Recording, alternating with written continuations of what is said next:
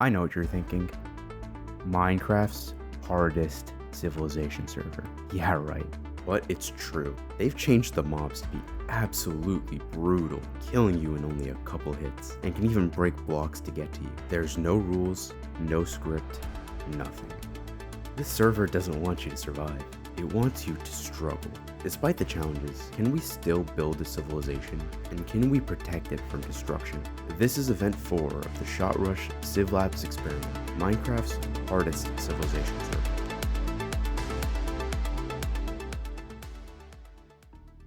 When I join in, I wander for a bit, then stumble upon a large dirt skybase with plenty of people atop. I quietly join in, looking for tools and a bed to reset my hunger. I blend in successfully, back to full health and ready to play my part. For now, our main priority as a group would be to gather resources: wood, stone, and most importantly, food. In this server, every time you craft an item, it costs hunger, and this adds up quick. And resetting hunger by respawning with a bed doesn't solve the issue. The server has implemented a class system whereby certain jobs can only be performed by those who have taken on the role. To receive the class, you must gain experience by doing tasks related to the class. Like farmers who plant seeds, or guardsmen killing mobs, all experience is lost on death. So if your farmer dies, your civilization can't produce food, and you'll all starve to death. In any case, it was too early to be thinking of that. Right now, all that was important was finding a good place to hole ourselves up and survive the 14 sessions before the server closes. Hopefully by then, we'd have built something worth remembering. But we're getting ahead of ourselves. There were so many people on this skybase, with many having nothing to do. So we just sat around in a circle. While we did nothing, a few people were hard at work, chiefly a player named Dreamlike Sky, who had taken on the role of organizing important tasks. His voice alone made me certain that he'd be the future leader of our civilization. Oh look, a server restart. When I die, I get sent to a random spot around spawn. Without the ability to use coordinates, it was useless to find my way back. I was alone. I wandered desperately, looking for any signs of life. Finally, I run into another player, Supple Serenity. We run as far as we could, hoping to make it to an ocean where we'd be relatively safe from mobs when night falls. Setting off in a boat, we pick a direction and pray. Hopefully there was a civilization out there somewhere. Then we spot a coast and search for signs of life. There was an arrow in the ground. Someone must have been here. And then we see a boat. And there it was. Lights and people. We begin to climb, but it wouldn't be that easy. A dog chases me up the hill. I try to get away, but it's too fast, and I'm too weak, going down in only a couple hits. I told you this would be hard. Luckily, I knew the general direction and found the ocean we'd cross. The peak was unmistakable. This time, I successfully made the ascent, but where was Supple? Maybe he went with the floor people. So I went down the mountain towards these floor people, and again, I quietly blend in, and I found her. She joined this group of people who called themselves Trident Dawn, and so I joined too. The name was a reference to a trident that was obtained early on by one of their members, Fractured Bloom, a familiar face with a familiar story. I found myself chopping trees to give to our blacksmith, Dreaded Storm, who seemed to be the one organizing everyone. I finally reached level 1 builder and began to provide stone bricks to the group. These were blocks that couldn't be broken by mobs, and so they would provide a safe foundation to live on. However, the situation was still chaotic, with progress slow. The group also struggled to produce a healer, as growing sugarcane to make bandages had become more difficult. With random mob attacks and careless damage, my health slowly dwindled to half a heart. As the only member with builder levels, if I died, our nation would be set back significantly, and so I holed myself away in the newly built bunker, and tried my best to play extra cautiously. Dreaded Storm, the nation's only blacksmith, felt the same, locking himself in the blacksmith quarters. Neither of us were brave enough to step outside, but even that wasn't safe, with monsters breaking in far too often. Finally, I died, punched by a random player while trying to sleep, but I wasn't angry. My burden had finally been released. I was finally free.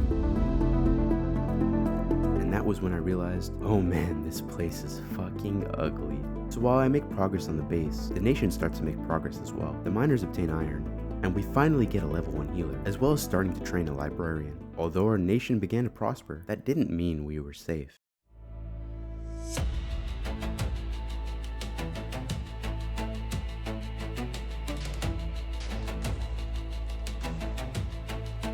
The threat was over quick, but the question was why? None of us had time to linger on that thought. All we could do was keep an eye out for suspicious individuals. By this point, our nation had grown significantly, enough to draw attention from outsiders. But when they asked to meet our leaders, they were surprised to learn we had none. Early on, we decided our nation didn't need a leader. Rather than have an official position, Dreaded Storm was the one who kept things organized without the need for power, although at some point he stopped logging on. Therefore, we needed a few representatives, which could speak for the nation when it came to foreign relations. We decided to have 3 representatives, with 7 candidates. Fractured Loom, Frigid Dusk, Icy Blizzard, Moonlit Dust, Shot Dirt, Lucid Storm, and even me, True Oath. There were almost as many candidates as people in attendance. Everyone had a turn to say their piece, and when it was my turn, well, let's just say my speech missed the mark. I was only focused on what I wanted, to build a nice base, and I didn't really address the things that the nation needed most. Although, to be fair, I didn't realize this election had turned into a competition to become our actual leader. Others brought up how we needed to gather more resources and catch up to other nations, while some emphasized the need for defense against mobs and raiders. After the speeches concluded, a vote was held, though no one was super clear on the method. In the end, 3 winners were decided. Fractured Bloom was first, one of our only high-level guardsmen, then Frigid Dusk, the miner who'd gathered the most ore, and Icy Blizzard, who applied as a stand-in for Dreaded Storm, our blacksmith, in case he ever came back. Shortly after deciding our leaders, some new visitors appeared. They announced that a meeting would be occurring soon, a gathering of all important nations, to discuss diplomatic relations. There was just one problem. I'm saying that I can't finish the meeting hold because we have a problem. All of our builders are offline and I'm asking for your guys' help. True. They're from the peace meeting thingy. They need another builder to help them quickly finish everything up. And so we left. Is this the place? It seems like we're finished. Yeah. Oh, this is the place. We quickly completed the roof and built a table just as the representatives began to arrive, and soon enough, the table was full. Why was I there? Well, one of our representatives for the meeting was too scared to sit at the table from past trauma. And since I'd stuck around after finishing the build, I hopped into the chair instead. Every major nation was in attendance. Ocelandia, Coral Cove, The Peak, Skyland, Luchtenstein, and Goodwill, and me.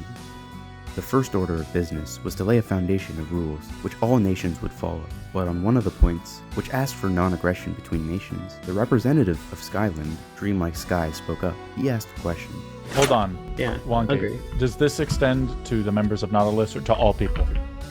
Because the issue comes about of where's the definition. If a single person attempts to claim land just offside of where you planned expanding to, is that considered a nation because they're independent and sovereign? It was a valid question, but it made everyone feel uneasy. Skyland was the most advanced civilization, even gifting every nation 10 obsidian and an autocrafter. If they wanted to crush another nation, they could. Was this a hint that they were looking for an excuse to cause war? In the end, everyone knew this meeting amounted to nothing. It was just a few handshake deals and posturing in front of others. If push came to shove, nothing decided here would be upheld later. We all went back, but right after a screeny,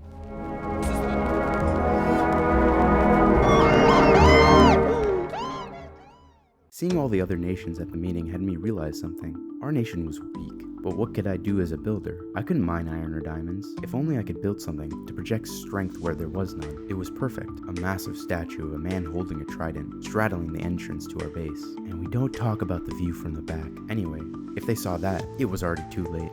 Another one of our builders, Blessed Root, also created a maze that we called the Backrooms, which filled up the bottom half of our base. If danger ever passed through, it would be a great place to hide out. Finally, Wide Glow from Ocelandia approached me and asked if I could cooperate on a project. It would connect Trident Dawn, Ocelandia, and Skyland through the overworld via a railway system. I agreed, and got to work on a train station for our end of the line. Hopefully, these projects would show that we were a real nation, ready for whatever threats might head our way.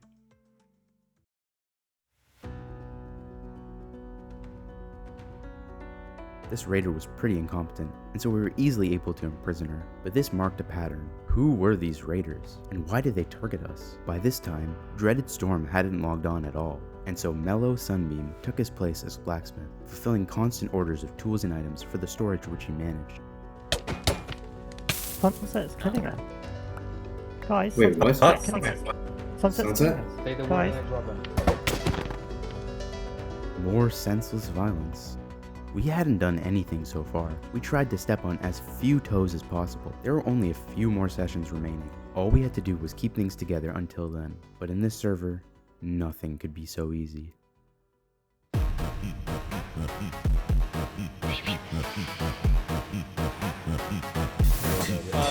That's a lot of people. That is a lot of people. What is visit That's it. Yeah, we're visitors. Yeah, sure, they're not visitors. They're definitely not visitors. Hello. I recognize some of these people. What kind of base is this? What the hell? Oh, guys. Oh, you're gonna try this. Damn it. That was dumb. Back up.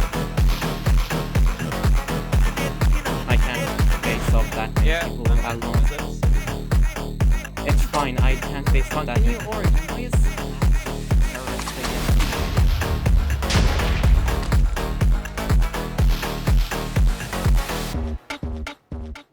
We were defeated without putting up much of a fight, though only a few of us died, with most successfully hiding or getting away. This group didn't stop with just us. One by one, they headed to every major nation and slaughtered anyone they came across. The perpetrators? A rogue band of guardsmen from Skyland. And the reason for targeting our peaceful nation? Nothing. Not a single motive for any of the attacks. There was no grand conspiracy. Every incident, every act of random violence was just that, random. After the attacks, our people fled to Ocelandia, and the raiders followed. There, a battle was fought, and Ocelandia too fell. Victorious, the raiders headed back to Skyland to regroup and meet with their leader, Dreamlike Sky. However, they weren't sure if he'd approve of their actions, and soon after, they got their answer. But I mean this genuinely, alright? I put my better judgment aside when you said that you genuinely wanted to retire. I knew you were going to go out and do some crazy shit, but I thought it would have actually been to the betterment of people who wanted it. Because guess what? The fun's over. That's it. People will run around, they'll fight, they'll be bored. Congrats. You've won. You've done what you wanted. You've ended the server. People will come back, they'll spin back, but at this point, your final battle was what? Kicking a whole bunch of toddlers? Is that what you wanted? Yeah, because now builds are going to be destroyed. Nations aren't going to exist anymore. Okay, they should have listened to me. Get out I of my told them tower. this was coming. Just go. I take my leave. Origin, let's go. Sorry for this. No, you're not. I'm not. You're right. There were two nations still left standing, Coral Cove and Stormbreaker. The raiders headed to Coral Cove first, and upon arrival were met with a rain of arrows. It seemed the survivors from various civilizations had gathered here. Unable to reach the skybase, the raiders backed down and headed to the last nation.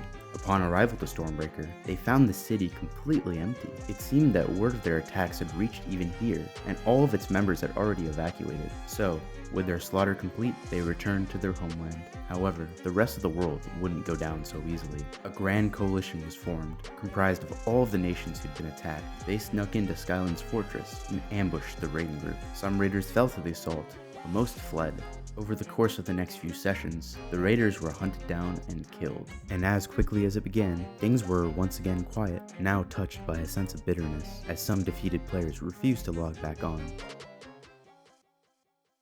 With the raiders gone, the world was left to rebuild. In truth, they had done much less damage than originally thought. Our base in particular was almost completely untouched. For us, the one person who died in the raid, Mellow Sunbeam, had already recently died and had few levels to lose. Everyone else with more important rules made it out alive. Now the server had only a few sessions left, and with the raiders defeated, we were free to do whatever we wanted with our remaining time. Some nations kept grinding, pushing for stronger armor and enchantments, but we couldn't be bothered. Instead, with the coming holidays, we decided to build the Christmas tree. We all worked together on something that served no purpose. It wouldn't protect us, it wouldn't make us stronger, but it was fun. When it was finished, we got an hour warning. The server would soon close for good, so we formed a tour group and traveled the world together, visiting every nation one last time. Skyland's massive sky fortress, Coral Cove's stunning seaside town, Goodwill's elaborate cathedrals, and sadly we couldn't make it to Stormbreakers in time. While we were gone, someone tried to burn down the Christmas tree. I mean, goddamn. But the members who stayed behind patched it up. They made sure everything was neat and tidy before everything closed for good. And then, that was it. So what even was the point of all this? Here's the thing about this server. It's in Minecraft. The point is to do anything, to be anyone, good or evil. There's no wrong answer. But why do we always waste our breath talking about the people who destroy, the raiders, the griefers, the ones who terrorize? We should celebrate the ones who poured their blood, sweat, and creative genius into building this world. Through constant setbacks, through raids that sent them back to square one, through moments where they probably wanted to quit, but didn't. Anyone can set off a piece of TNT, but to create something beautiful, organize dozens of players towards a common goal, to rebuild after being destroyed again and again, and still make something memorable, now that's worth celebrating.